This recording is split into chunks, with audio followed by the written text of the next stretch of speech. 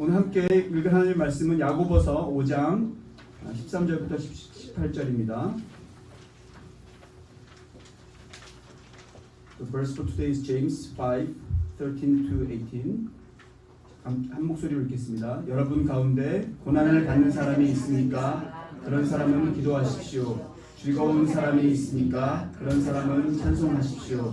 여러분 가운데 병든 사람이 있으니까 그런 사람은 교회의 장로들을 부르십시오. 그리고 그 장로들은 주님의 이름으로 그에게 기름을 바르고 그를 위하여 기도하여 주십시오. 믿음으로 간절히 드리는 기도는 병든 사람을 낫게 할 것이니 주님께서 그를 일으켜 주실 것입니다. 또 그가 죄를 지은 것이 있으면 용서를 받을 것입니다. 그러므로 여러분은 서로 죄를 고백하고 서로를 위하여 기도하십시오. 그러면 여러분은 낫게 될 것입니다. 의인이 간절히 비는 기도는 큰 효력을 냅니다. 우리와 같은 본성을 가진 사람이었지만 비가 오지 않도록 해달라고 간절히 기도하니 3년 6개월 동안이나 땅에 비가 내리지 않았으며 다시 기도하니 하늘이 비를 내리고 땅은 그 열매를 맺었습니다. 아멘. 이 시간 낙타 무릎의 사도가 주는 교훈이라는 말씀으로 목사님께서 말씀 전하실 때 큰 은혜 받으시기 바랍니다. 목사님 나오실 때 큰 박수로 환영하도록 하겠습니다.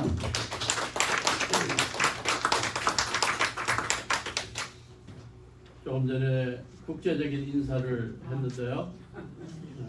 뭐라고 그랬죠? 해피 뉴 이어. 제가 알고는 또 국제적인 인사가 중국말입니다. 우리는 구정이라 그러는데 중국 사람들은 춘지에라 그러거든요. 봄이 오는 절기다. 춘절, 춘지에. 해피, 즐겁게 보내십시오. 콰일러, 춘지에 콰일러. 그러니까 이제 그게 부정 인사입니다. 중국식입니다. 옆에 분들에게 춘지에 콰일러.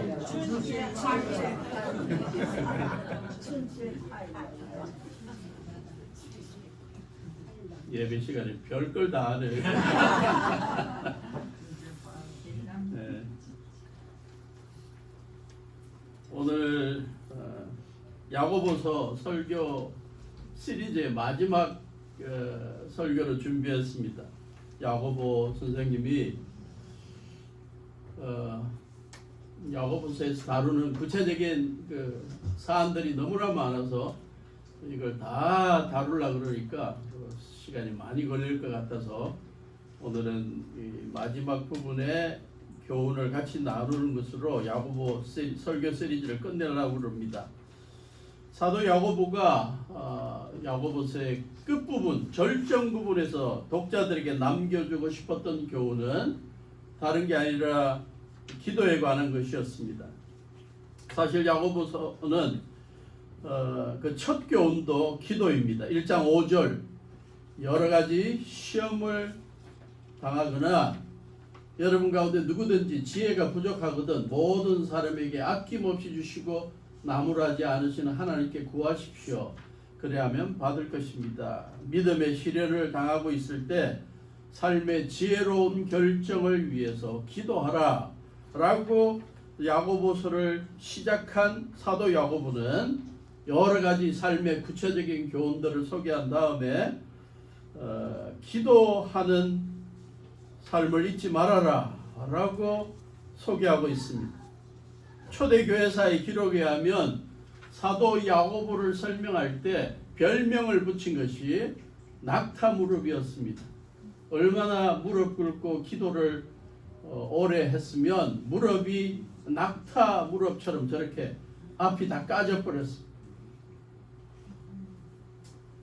우리는 무릎 하면 며칠 전에 손흥민 무릎이 막 떠올라가지고 막 뭉클했는데 손흥민 무릎 보면서 뭉클한 것보다 저 낙타 무릎 보면서 우리들도 저렇게 열심히 기도해서 무릎이 까진 경우가 있을까 한번 생각해 보고 우리도 더 열심히 기도해야 되겠다라는 생각을 하면 좋겠습니다.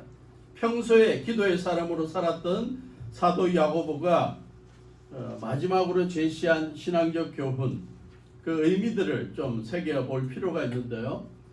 이 부분 여러 가지 기도와 관련된 교훈들을 많이 찾을 수 있지만 기도해야 할 사람들을 중심으로 좀 교훈을 생각해 보기를 원합니다.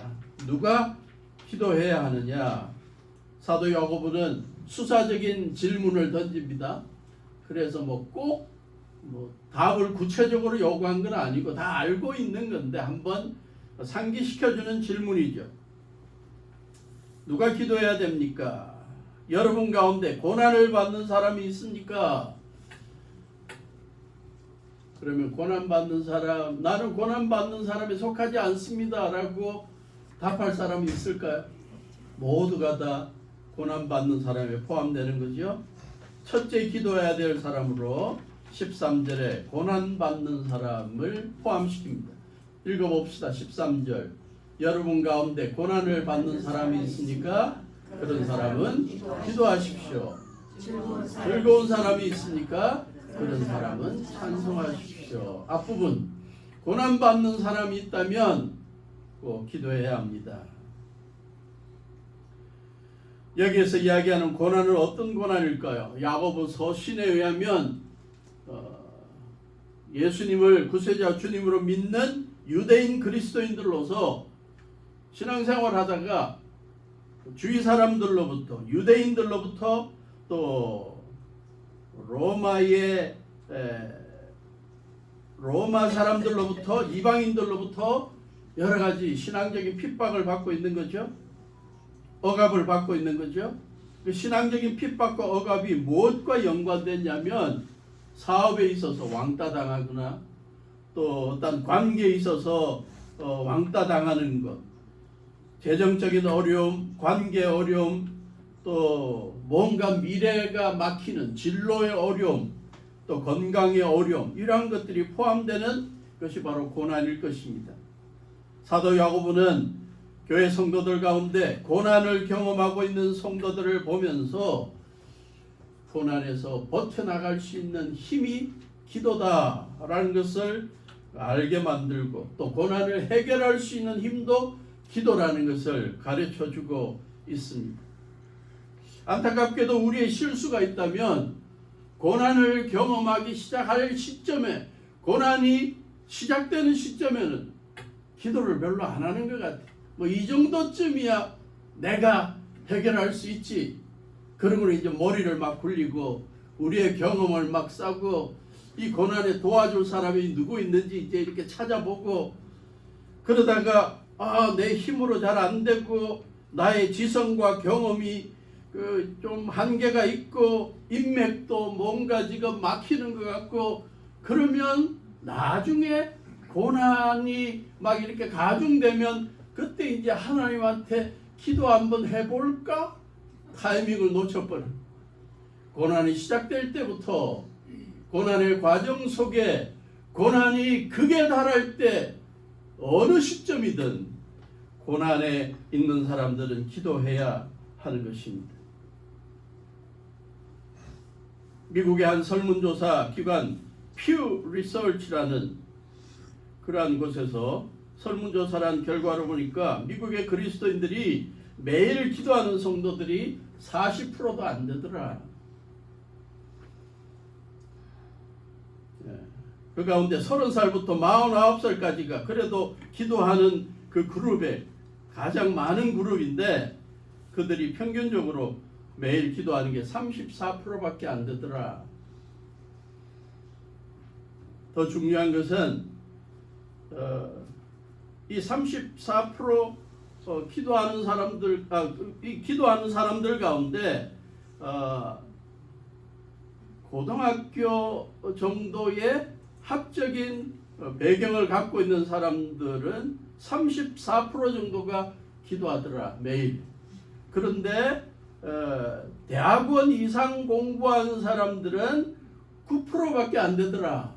그러니까 뭔가 많이 배웠다는 사람들일수록 하나님 앞에 기도하는 일에 인색하고 주저하더라. 대학 재학 중인 학생들은 35%, 대학을 졸업하고 학위를 가진 사람들은 15% 정도밖에 안 되더라. 자기가 많은 것을 배웠다는 그러한 사람들일수록 기도의 중요성과 필요성을 잊어버리고 사는 것 같더라. 그러나 우리 그리스도인들은 기도의 필요성과 중요성을 매일 인식하고 특히 고난을 경험하기 시작할 때부터 우리의 단조로운 일상을 깨뜨리고 뭔가 우리를 불편하게 만들기 시작하고 염려하게 만들기 시작하는 그때부터 기도해야 하고, 고난이 계속 쌓아져 나갈 때 더 열심히 기도해야 되고, 남들에게 말할 수 없는 나의 고난의 절정에 혹은 나의 인생의 밑바닥까지 내려가는 답답함을 경험하는 때에 더욱더 기도해야 합니다. 그것이 우리 인생의 고난을 돌파할 수 있는 기회인 것입니다. 수많은 성경의 기도하라는 구절 가운데 고난과 관련된 약속의 구절이 하나 있는데 시편 50편 15절, 여러분 기억할 수 있으면 좋겠습니다. 같이 읽어봅시다. 시작. 그리고 재난의 날에 나를 불러라. 내가 너를 구하여 줄 것이요 너는 나에게 영광을 돌리게 될 것이다. 재난의 날, 고난의 날 뭐 하라고요? 하나님을 부르라는 거예요. 주님께 외치라는 거예요. 주님을 찾으라는 것입니다. 주님께서 약속하시는 것 구해 줄 것이고 그 결과 하나님 앞에 영광을 돌리는 결과가 나타날 것이다. 여러분들이 혹시 남들이 알지 못하는, 알아주지 못하는 고난 가운데 있습니까? 주님 앞에 기도하시기를 바랍니다. 주님 부르짖기를 바랍니다. 그래서 기도를 통해 고난의 때를 잘 이겨내고 기도를 통해 고난을 해결받는 기적의 역사를 경험할 수 있기를 바랍니다. 누가 기도해야 되느냐? 두 번째 13절 하반절에 보니까 즐거운 사람은 뭐 하라고요?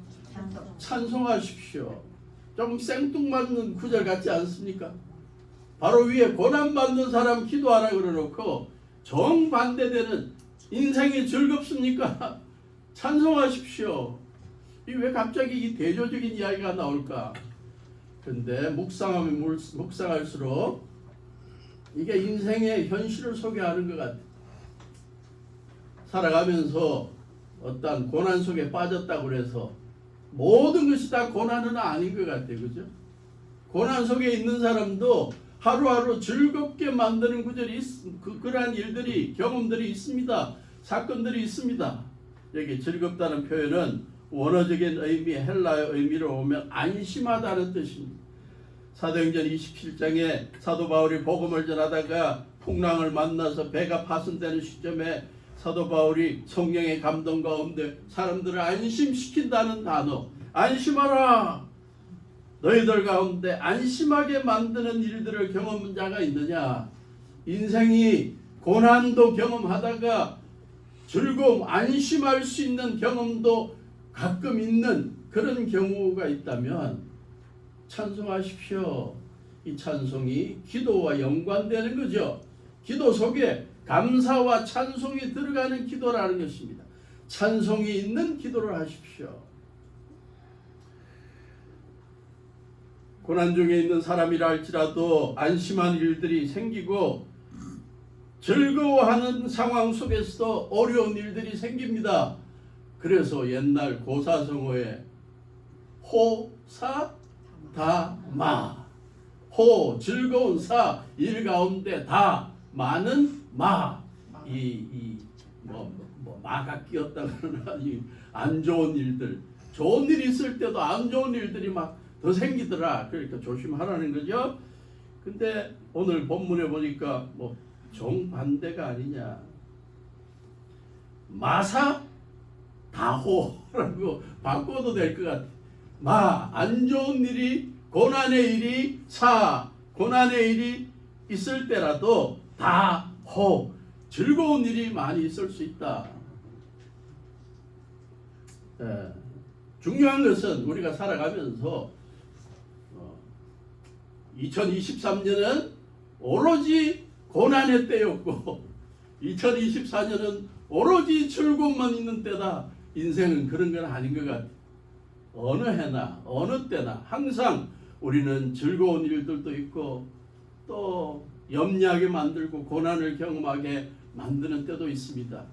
안타까운 것은 이 두 가지가 공존하고 있는데 많은 그리스도인들을 포함한 사람들이 이 두 가지 가운데 어느 쪽을 더 신경 쓰면서 살아가냐, 더 중요시하며 살아가냐, 고난만, 슬픔만 중요하게 생각하고 즐거움을 놓쳐버리고 살아가는 것. 그래서 고난 가운데 즐거운 일이 생겨도 찬송할 줄 모르고 늘 탄식만 하고 좌절하고 염려하는 것. 야고보는 말합니다. 그렇게 살지 말라는 것. 살다가 어려운 일 생기고 고난이 생기면 하나님 앞에 다 맡기고 기도해라. 그러다가 또 기쁜 일이 생기면 찬송하고 기뻐해라. 그게 인생을 고난을 버텨나가는 길이다. 정반대로 즐거운 일이 많은데 그걸 찬송하고 즐길 줄 모르고 고난만 더 크게 생각해서 늘 그게 사로잡혀 하루하루 우울하고 염려하게 사는 건 그건 불행한 것이다. 사도행전 16장 25절에 바울과 실라가 선교 여행하다가 빌립보에서 복음을 전하다가 잡혔습니다. 감옥에 잡혔습니다. 다 실망하고 좌절할 수 있는데 한밤쯤 되어 바울과 실라가 기도하면서 하나님을 찬양했습니다. 감옥에 복음 전하다가 감옥에 갇혀갖고 기도하면서 하나님 앞에 원망한 게 아니라 찬양했습니다. 죄수들이 듣고 있었습니다. 갑자기 큰 지진이 일어나고 감옥의 터전이 흔들리고 옥문이 열리고 죄수의 수갑이 착고가 열리는 기적이 일어납니다. 어려운 환경 속에서도 찬양하니까 역사가 일어나는 거예요. 올 한 해 내내 여러분들이 이 사도 야고보의 제안과 권유를 삶에 실천할 수 있기를 바랍니다. 올 한 해 살다 보면 남들이 알아주지 못하는 답답한 일, 고난의 일, 숨막히게 만드는 일들이 있을 거예요. 그때마다 혼자 끙끙 앓지 마시고 기도하시고 그 가운데서도 하루하루 기쁜 일들이 생기면 감사하고 찬양하는, 그래서 그 고난의 일도 찬양으로 이겨내기를 간절히 바랍니다. 아주 오래전에 신학교 시절인가요? 그때 열심히 영어 배우면서 찬송, 복음성가 이런 거 영어로 된 복음성가를 통해서 영어 배우고 뭐 찬송했던 기억이 있는데요. 그때 자주 불렀던 찬양 가운데 하나가 이러한 그 영어 가사가 있습니다. 한번 들어보실래요? 밑에 영어부터 먼저 한번 해보겠습니다. 쉬운 용어들이니까 다 이해하실 거예요.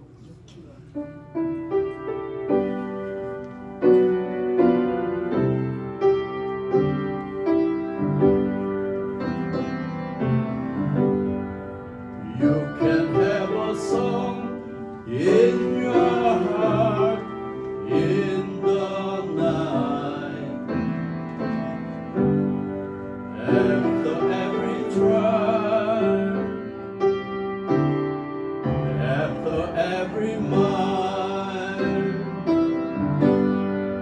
anyone can sing when the sun shining bright.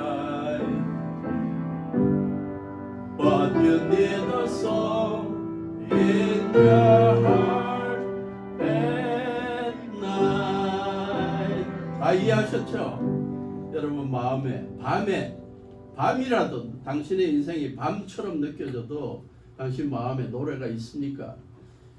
시험 후에 after every mile, 열심히 몇 마일을 걷고 난 다음에도 anyone can sing when the sun shining bright. 누구나 해가 쨍쨍 내리칠 때는 노래할 수 있습니다. 그러나 당신은 당신의 인생의 밤에 노래가 필요합니다. 여러분의 인생이 지금 깜깜한 밤을 걷는 것처럼 힘들고 고난 가운데 있다 할지라도 찬송을, 노래를 잃지 않으면 그 노래가, 그 찬송의 기도가 여러분의 인생을 나처럼 지나게 만든다. 아멘입니까? 번역을 이렇게 했더군요. 같이 불러봅시다.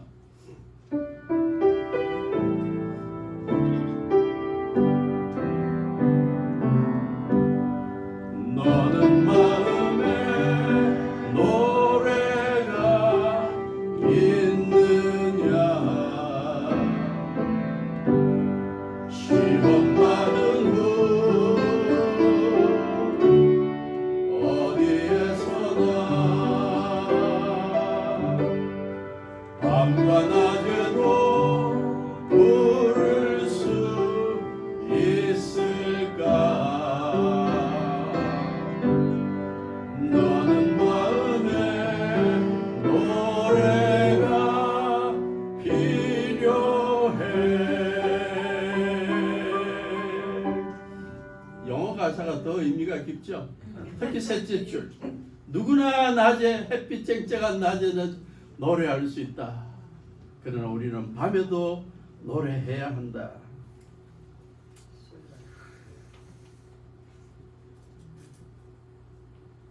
이게 사실은 어떤 한 노래의 복음성가의 후렴 부분입니다. 그래서 그 앞부분 내용들도 너무너무 내용이 좋고 이게 또 3절이나 돼요. 그래서 이걸 내가 다 준비해 왔는데 그냥 넘어갑시다. 집에서 여러분 찾아보세요. 구글이나 다 들어가면 이게 다 나옵니다. 가사가 의미가 깊습니다. 다시 본문으로 돌아와서 14절을 보면 기도해야 할 대상이 또 나옵니다. 여러분 가운데 병든 사람이 있습니까? 살아가면서 병을 경험하지 않는, 아픔을 경험하지 않는 사람이 있을까요? 병든 사람은 어떻게 하라고요? 교회 장로들을 부르십시오. 그리고 그 장로들은 주님의 이름으로 그에게 기름을 바르고 그를 위하여 기도하여 주십시오. 초대교회에서 실행되었던 이 아름다운 중보 기도의 전통이 요즘 와서는 교회들에서 별로 실행이 안 되는 것 같아요. 의사분들이 많이 생겨서 그럴까요? 병원이 많이 생겨서 그럴까요? 성도들 가운데 병든 사람이 있으면 교회의 어르신들 모시고 기도해 달라고 부탁하십시오. 어르신들은 무엇보다도 병든 사람들을 찾아가서 열심을 다해 기도하고 믿음을 다해 기도하고 기름을 바르면서 기도하면서까지 그들의 치유를 위해서 기도하는 전통을 좀 회복해야 된다. 요즘 교회들마다 실행되지 않는 부분, 사라져가는 부분인 것 같습니다. 성도들은 교회 어르신들에게 자신의 어려움을, 자신의 질병을 내어놓고 기도 요청하는 걸 꺼려하고요. 영적인 부모로 생각하지 않는 경우들도 있는 것 같습니다. 교회 어르신들은 자기 신앙생활 하기도 바빠서 뭐 다른 사람들 지금 나도 아파 죽겠는데 자기 중심적인 신앙생활, 기도생활을 하는 것 같아요. 같은 교회는 다르지만 철저하게 개인주의적인 신앙생활로 흘러버린 것이 요즘 교회의 기도생활이 아니냐. 내 삶의 문제, 내 삶의 고통, 내 신앙의 고통은 내가 홀로 짊어지고 가겠다. 내 삶과 신앙의 문제는 적에게 알리지 마라. 이순신 장군의 삶의 교훈을 신앙에 적용하는 사람이 얼마나 많은지. 그러나 사도 야고보는 조언합니다. 교회 장로들, 어르신들을 불러서 기도하라. 지혜를 구하라. 교회 장로들, 어르신들은 병든 자, 어려움에 처한 성도들을 찾아가서 기도해 주는 걸 사명으로 생각하고 삶의 보람으로 생각하는 것이 초대교회의 아름다운 전통이었고 사도 야고보의 권유입니다.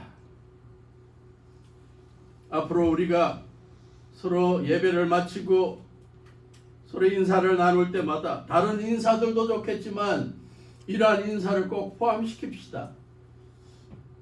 당신을 위해서 내가 요즘 기도해 줘야 될 게 있으면 말씀해 주십시오.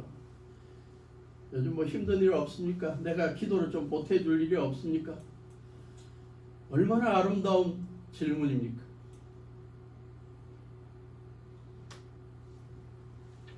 적어도 사도 야고보는 그러한 교회의 모습을 보기를 원했습니다.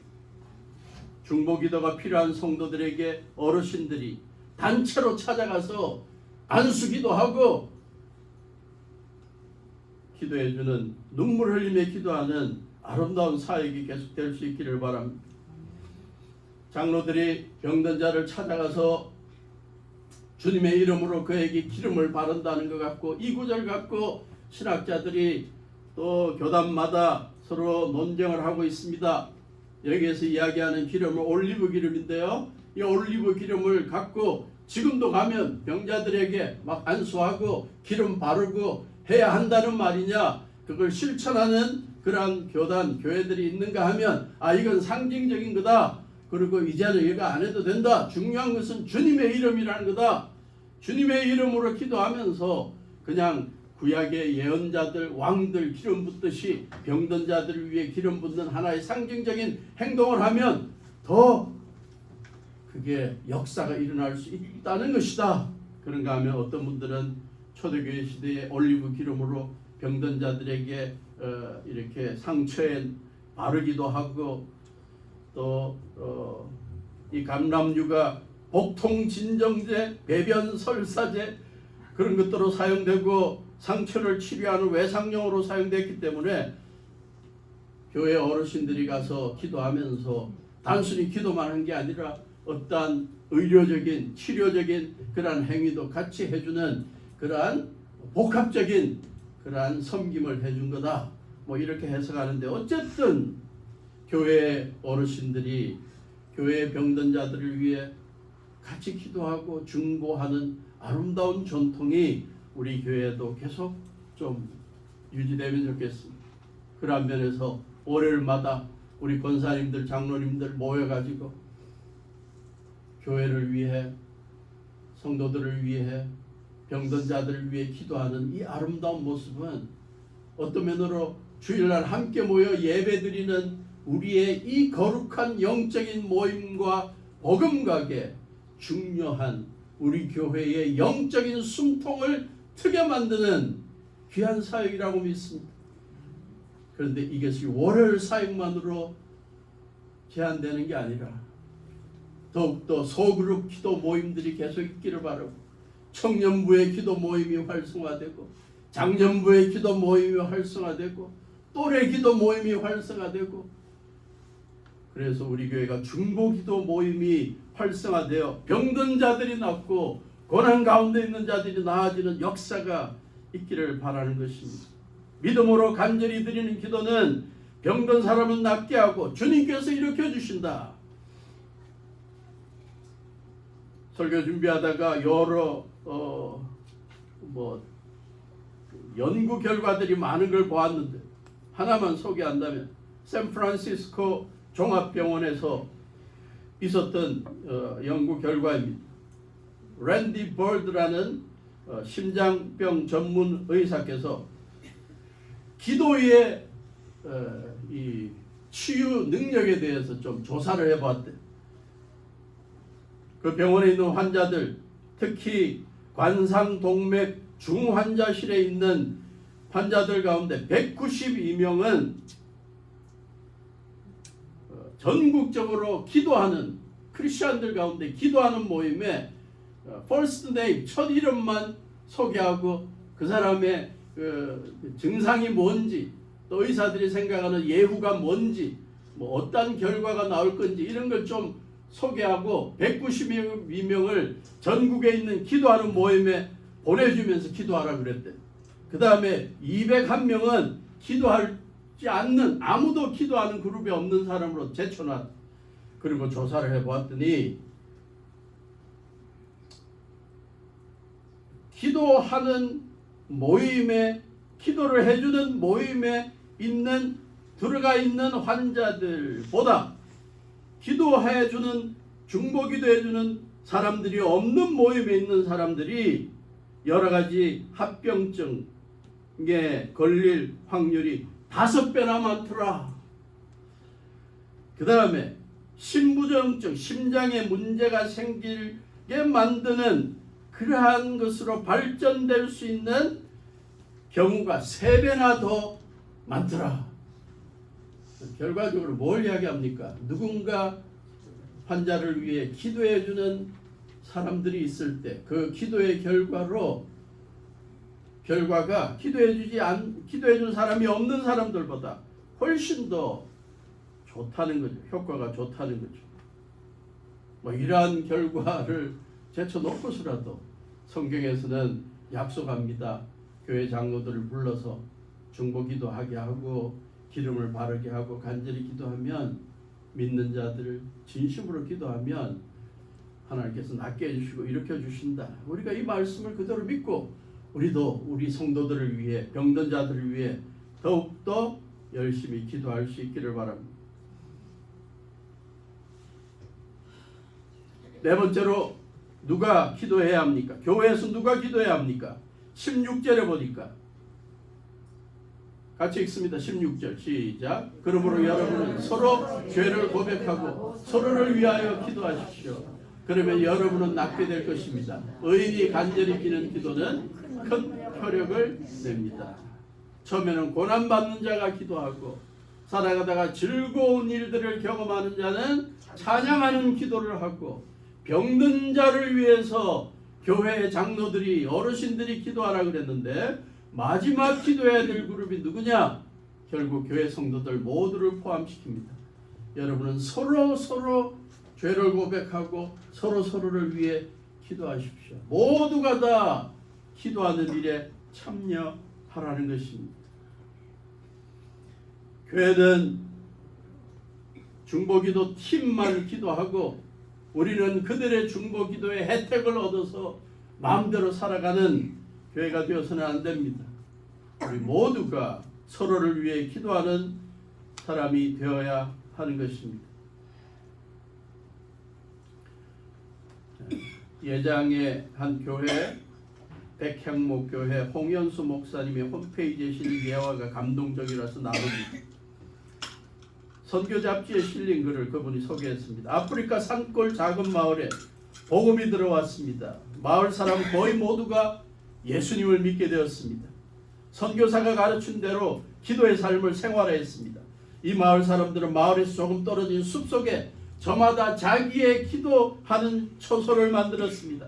하루에 2번 이상 그 기도처를 찾아가 기도했습니다. 마을에서 그 기도처에 이르는 곳까지 여러 개의 기도길이 생겼습니다. 마을 사람들은 그 길을 각자의 기도길 혹은 나의 생명길이다 라고 불렀습니다. 그런데 문제가 생기는 게, 누군가 자기의 기도 처소로 하루 이틀 사흘 기도를 하러 안 가니까 풀이 자라가지고 길이 없어져 버리는 거예요. 그러자 신앙의 친구가 조용히 찾아가 말해줍니다. 형제님의 생명길에 풀이 많이 자랐네요. 심각해집니다. 그런데도 그 사람이 기도하는 걸 게을리하고 변화가 없으면 친구 몇 사람이 대신 가서 그 친구의 기도처에 가서 기도해주는 일을 했다고 합니다.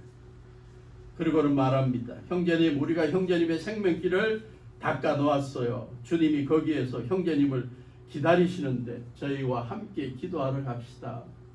서로 기도를 권유하는 거죠. 기도는 생명길이라는 표현 참 감동적입니다.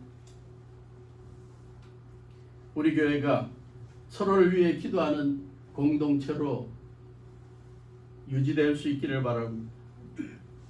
그래서 어떤 기도 제목을 내놓아도 다 받아들이고 기도할 수 있는 아름다운 교회가 될 수 있기를 바랍니다.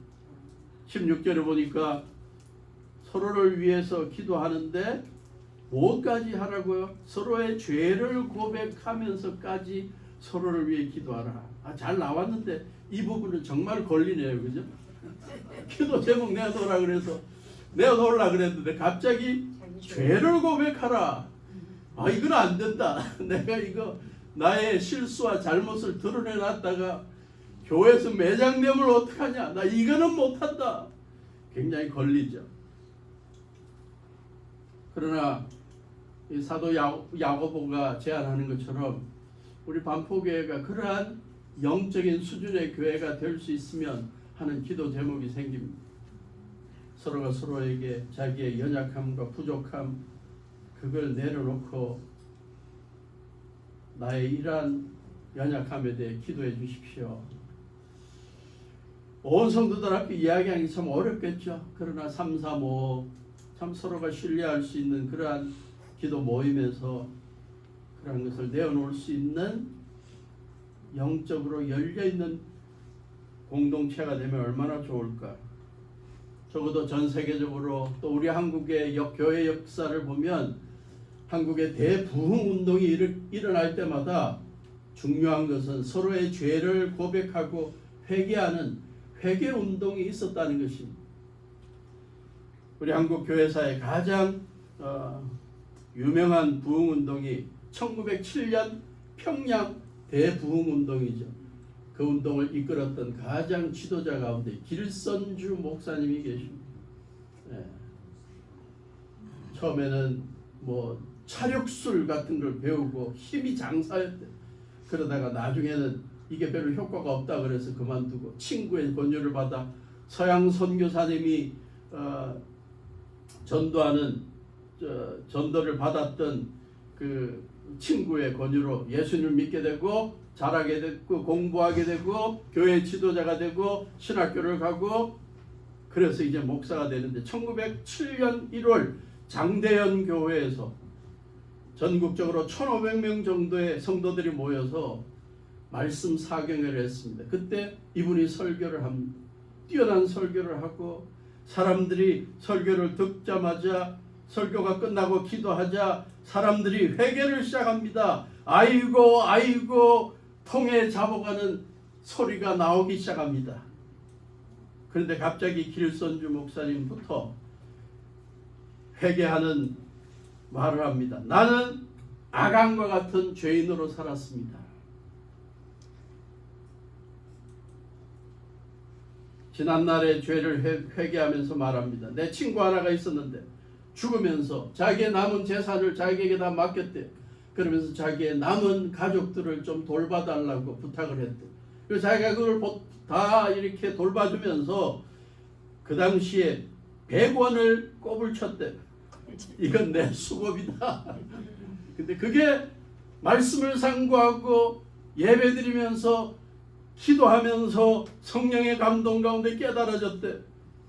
100원은 수고비조로 자기가 소유했는데 나는 하나님을 속였고 친구와 그의 부인을 속인 도둑놈입니다. 그리고는 내일 아침 일찍 내가 이 100원을 그 사람에게 갚겠습니다.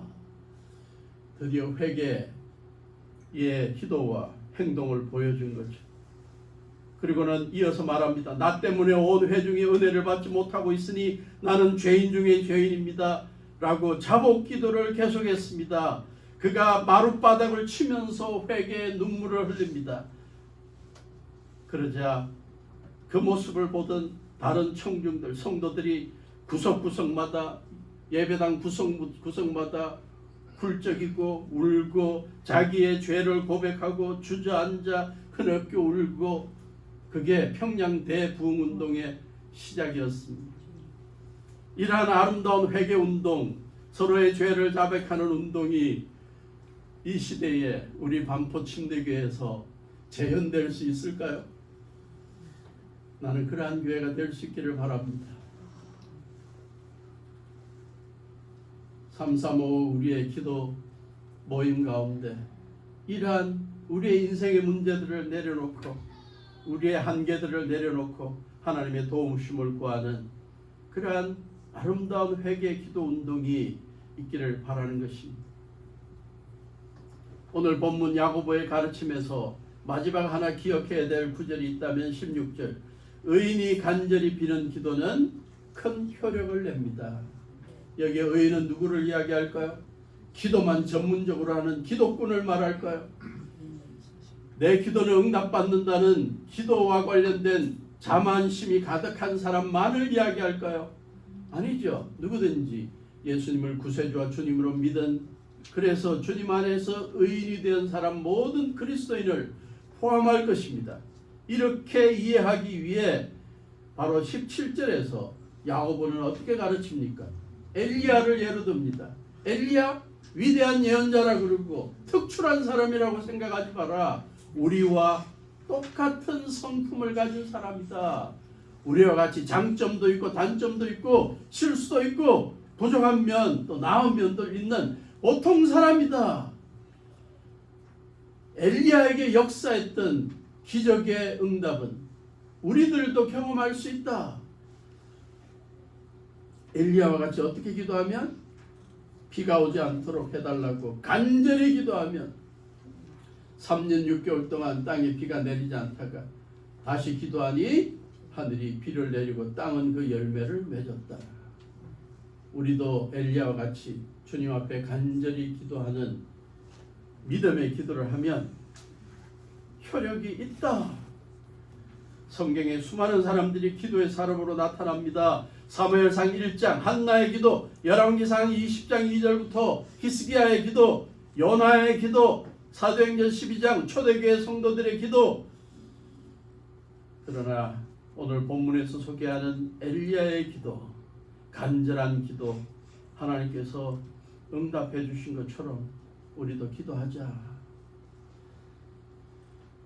의인이 기도하는 간절히 비는 기도는 효력이 있다. 여러분의 기도에도 효력이 있다는 사실을 기억하십시오. 여러분의 기도 생활을 되돌아볼 때 퍼센티지로 따진다면, 제가 직접 다 이야기하게 하지는 못하지만 여러분 지금까지 살아오시면서 기도한 것 몇 프로 정도가 응답되어 것 같습니다. 제가 설교 준비하면서 되돌아보니까 생각보다 많이 응답이 됐더라고요.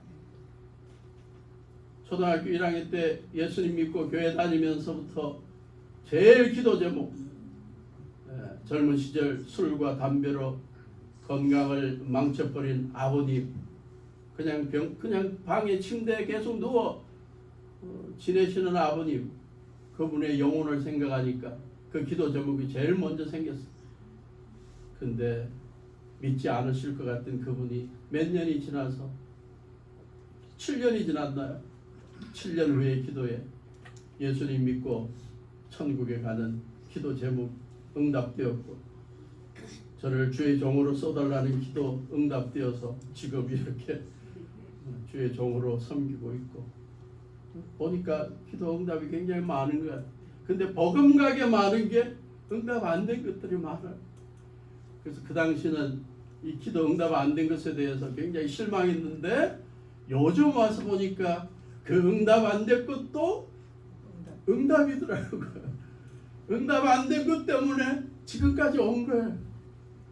제 생각이 앞서갔고 내가 이렇게 되게 해주시고 이런 위치에 있게 하시고 온갖 바라는 것들이 많았는데 안 된 게 더 주님의 나은 응답이다. 의인의 간절히 비는 기도는 큰 효력을 냅니다. 이 약속의 말씀을 붙들고 올 한 해 내내 기도하는 교회가 될 수 있기를 바라고, 기도하는 성도들 될 수 있기를 바랍니다. 여러분 가운데 고난을 경험하고 있는 분이 있다면 지난 해보다 더 열심히 기도해 보십시오. 그리고 어떠한 효과가 있는지 올해 말에 한번 간증하는 시간을 가지면 좋겠습니다.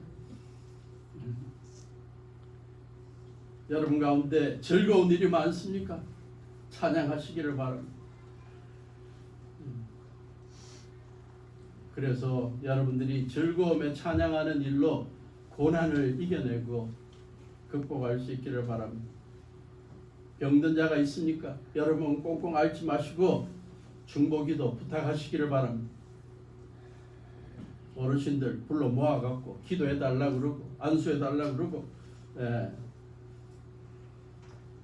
우리 교회는 또 의사분도 계시니까 같이 오시라 그래갖고 또 진료도 받고 처방도 받고, 영적인 것과 함께 아름다운 열매를 좀 맺어 나가면 좋겠고, 올 한 해 내내 서로가 서로를 위해 기도하고 서로를 위해 중보기도함으로 말미암아 우리 교회가 참 기도의 응답으로 아름다운 기적들을 경험하는 한 해, 행복한 교회의 한 해가 될 수 있기를 주님의 이름으로 간절히 축원합니다. 아멘.